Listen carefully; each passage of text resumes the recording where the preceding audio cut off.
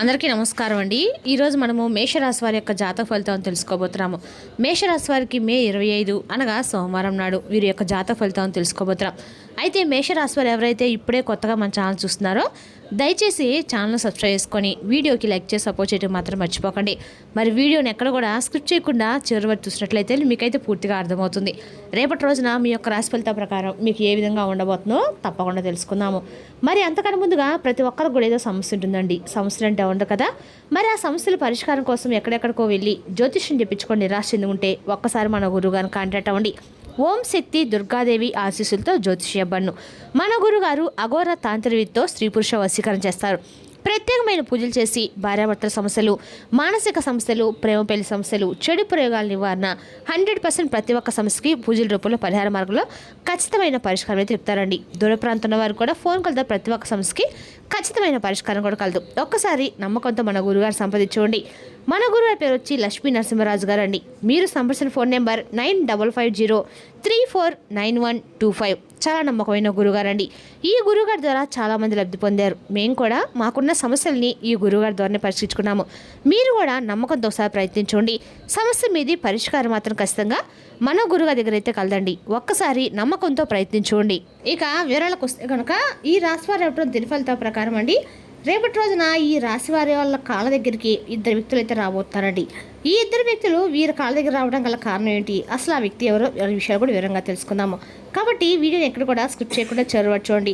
ఇక ముందుగా ఈ రాశివారి యొక్క మనసుగా మనం గమనించినట్లయితే అండి, ఎవరైనా వీరికి కష్టం అని వస్తే మాత్రము వీరైతే అస్సలు వాళ్ళ దగ్గరికి వచ్చి సహాయం అడిగితే మాత్రం తప్పకుండా సహాయం చేయండి అని చెప్పి అనకుండా చక్కగా వారికి సహాయం చేసి వారి కష్టాల నుండి బయటపడేస్తారు.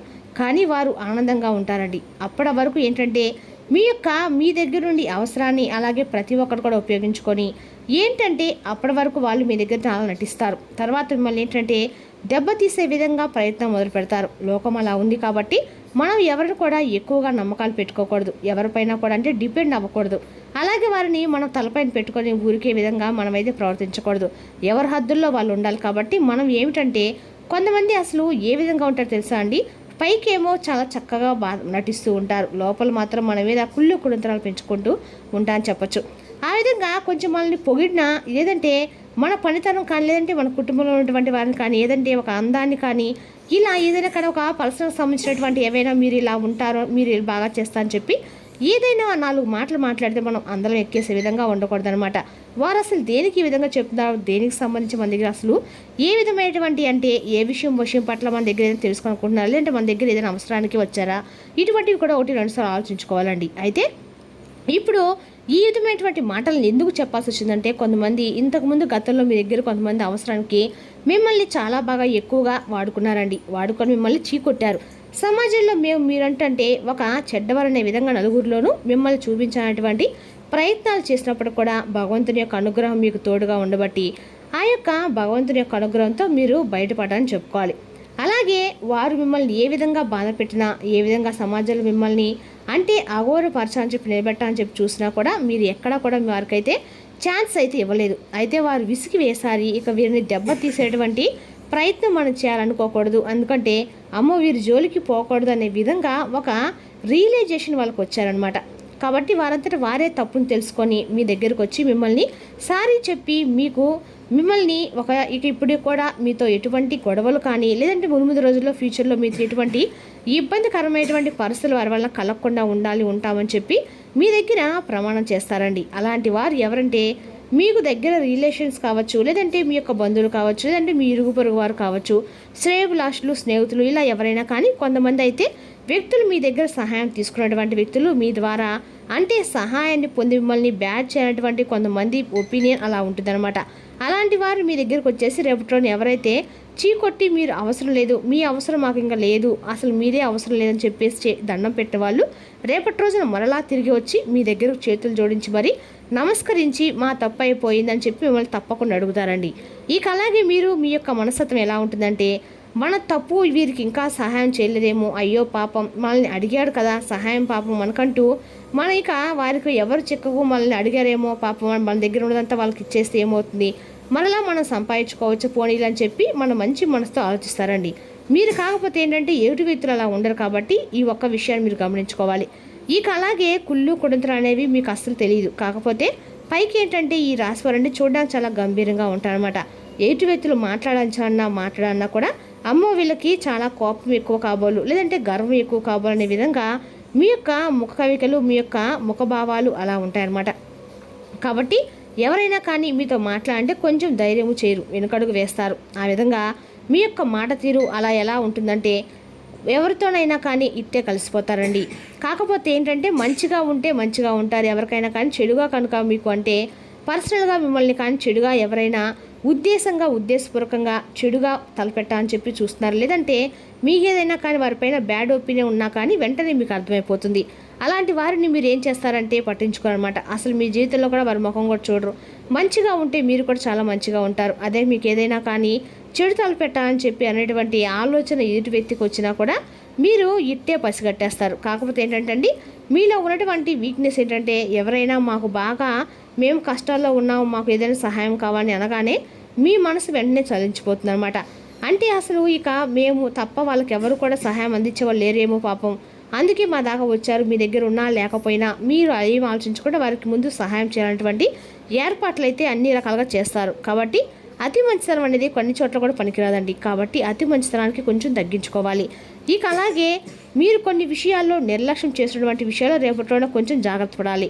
రేపటి రోజున చేస్తాం కదా, రేపటి రోజున చేయకపోతే ఏమైనా తర్వాత చేసుకోవచ్చు అనేది ఏదైనా కానీ పెండింగ్లో ఉన్నటువంటి పనులు కానీ కొంచెం నిర్లక్ష్యం చేసినటువంటి ముందు రోజుల్లో కొంచెం మీకైతే ఇబ్బందికరమైన పరిస్థితులు ఎదురవుతాయి. ఇక రేపటి రోజున మీకు ఉదయం నుండి సాయంత్రం వరకు చాలా అద్భుతంగా ఉంటుందండి.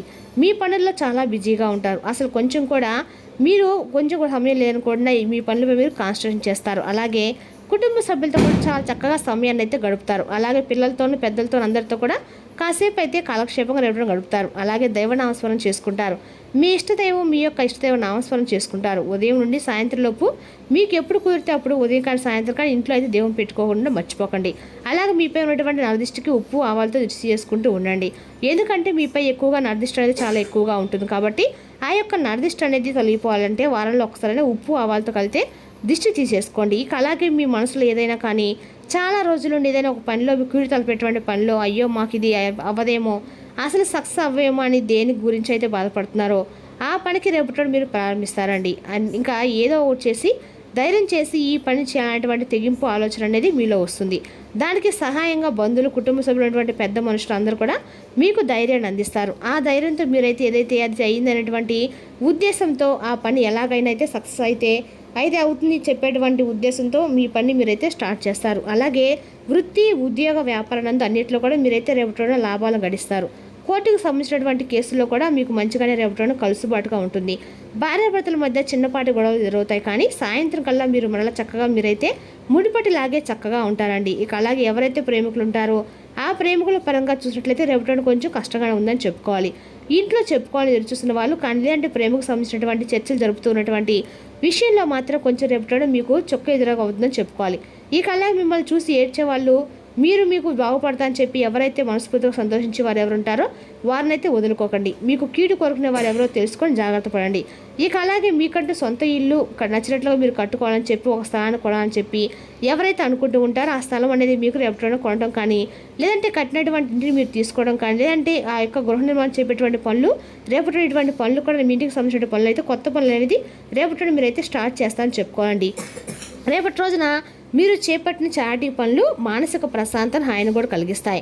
రేపటి రోజున విజయం యొక్క సూత్రము, కొత్త ఆలోచనలు, మంచి అనుభవం ఉన్నవారు చెప్పినట్లుగా మీ సొమ్మును పొదుపు చేయటము, మీ శ్రీమతితో పిక్నిక్ వెళ్ళడానికి చాలా మంచి రోజు. అది మీ మూడ్ని కూడా రీఛార్జ్ చేయటమే కాదండి, మీ మధ్య ఏదైనా అపార్థాలు ఉన్నా కూడా తొలగిపోయి ప్రేమలో విజయం సాధించడానికి ఎవరో ఒకరికి తనను తాను గుర్తించేలా సహాయం చేయండి. మేషరాశి వారికి ఈరోజు చాలా ఉత్సాహభరితమైన రోజు అండి. మీరు చేపట్టే పనుల్లో ధైర్యము, పట్టుదల కనిపిస్తుంది. కొన్ని కీలక నిర్ణయాలు తీసుకునే అవకాశం కూడా ఉందండి.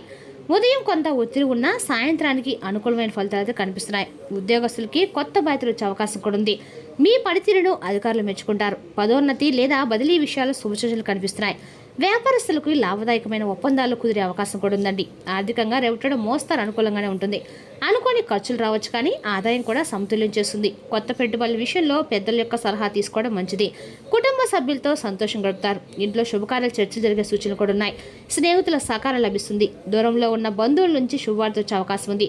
ఆరోగ్యం సాధారణంగానే ఉంటుంది, కానీ అయితే అధిక ఒత్తిడి వల్ల తలనొప్పి లేదా అలసట రావచ్చు. సమయానికి విశ్రాంతి తీసుకోవడం అయితే మంచిదండి. విద్యార్థులకి రేపటి చాలా అనుకూలమైన సమయం. పోటీ పరీక్షలో మంచి ఫలితాలు సాధించే అవకాశం ఉంది. కొత్త విషయాలు నేర్చుకోవడంలో ఆసక్తి పెరుగుతుంది. ప్రేమ వ్యవహారాల్లో స్పష్టత పెరుగుతుంది. అపార్థాలు తొలగిపోతాయి. వివాహ ప్రయత్నాలు చేస్తున్న వారికి మంచి సంబంధం కుదిరే అవకాశం అయితే ఖచ్చితంగా కనబడుతుందండి. ఈ మేషరాశి వారికి రేపటి రోజున అన్ని రకాలకు కూడా హనుమాన్ ఆలయంలో అనేక రకాల తమలపాకు మాల సమర్పించడం ద్వారా అందరికి కూడా మంచిదన్నమాట. రేపటి మీకు అదృష్ట సంఖ్య 1, అదృష్టపు రంగు ఎరుపు, శుభ సమయము ఉదయము 9 గంటల నుండి 12 గంటల వరకు. రేపటి మీరు హనుమాన్ యొక్క ఆరాధన చేయటము అందరూ కూడా మేలు చేస్తుందండి. మరి తెలుసుకోకండి మేషరాశి వారికి జాతక ఫలితాలను. తిరిగి రేపు మరొక వీడితో మళ్ళీ కలుసుకుందాం. Thank you for watching.